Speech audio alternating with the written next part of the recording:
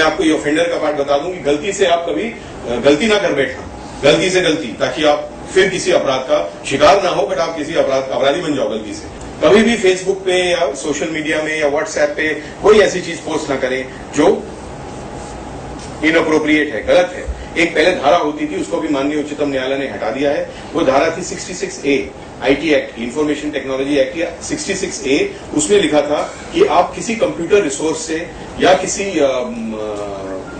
Communication device से कोई भी ऐसी चीज ट्रांसमिट करोगे जिससे दूसरे व्यक्ति को बहुत बुरा लग जाए, तो आप एक अपराध कर रहे हो, उसमें 3 साल की सजा थी, है ना। तो वो लोग बहुत बुरी बुरी चीजें लिखते हैं, बहुत परेशानी होती है लोगों को, वो अलग बात है। बट इसका दुरुपयोग भी कभी कभी हो रहा था इस धारा का, बिकॉज इसका स्पष्ट मीनिंग नहीं था कि आप बहुत बुरा लग जाए। जैसे एक शिवसेना का केस हुआ था, आपने जानते हो, बाल ठाकरे निधन के बाद, है ना, 2 लड़कियां जेल चली गई थी। हाँ, वो एक लड़की ने क्या लिखा था, 18 साल की लड़की ने लिखा था कि लोग तो रोज मरते हैं, आज ये मर गए, पूरा मुंबई बंद हो गया, हमें बहुत तकलीफ हुई, उसने इतना लिखा था। दूसरी लड़की ने उसको लाइक किया था और दोनों जेल चली गई। क्यों? क्योंकि शिवसेना के लोग थाने पे आए, उन्होंने बोला कि भैया आपके लिए तो शायद वो कोई नहीं थे, पर हमारे लिए तो भगवान थे, तो आपने हमारे भगवान के बारे में ऐसी बात बोल दी, हमें बहुत बुरा लग गया।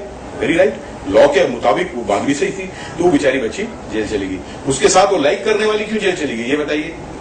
एक ने उसको लाइक किया था, समर्थन नहीं किया था। तो लाइक क्या होता है? लाइक इट मीन्स जैसे आप किसी कमेंट को लाइक करते हो तो वो कमेंट आपके वॉल पे दिखता है और आपके फ्रेंड्स के वॉल पे भी दिखता है, तो आपने उस ट्रांसमिशन को आगे बढ़ाया। तो उसमें लिखा है आप किसी चीज को ट्रांसमिट करोगे तो जिससे दूसरे को बुरा लग गया, तो आपने भी उस ट्रांसमिशन को आगे बढ़ाया, इसलिए हो भी गई। तो इसलिए कोई भी ऐसी चीज कभी लिखना नहीं, कभी लाइक नहीं करना, फॉरवर्ड नहीं करना, शेयर नहीं करना जो इनअप्रोप्रिएट हो।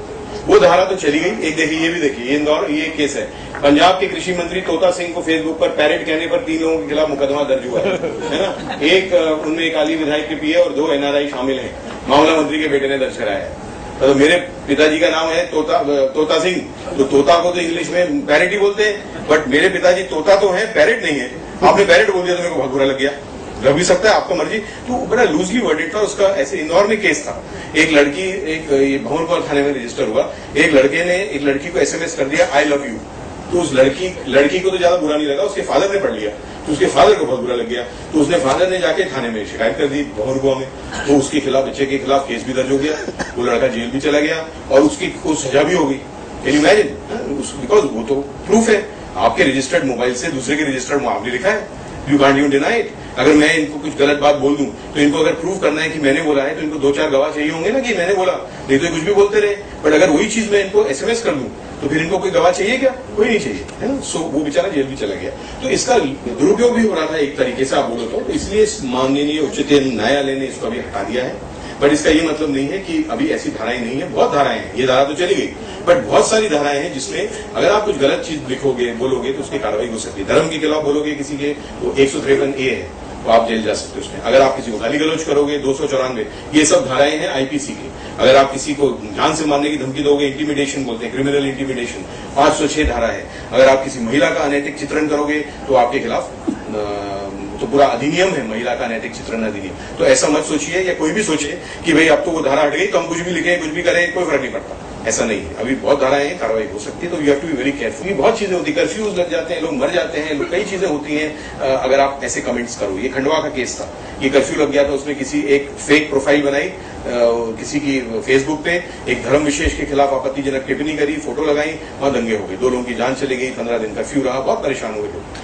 हमने जब फेसबुक को लिखा कि इसके IP एड्रेस बताइए, तो फेसबुक ने वापस हमको लिख के भेजा कि ये हमारा सर्वर यूज नहीं हुआ है।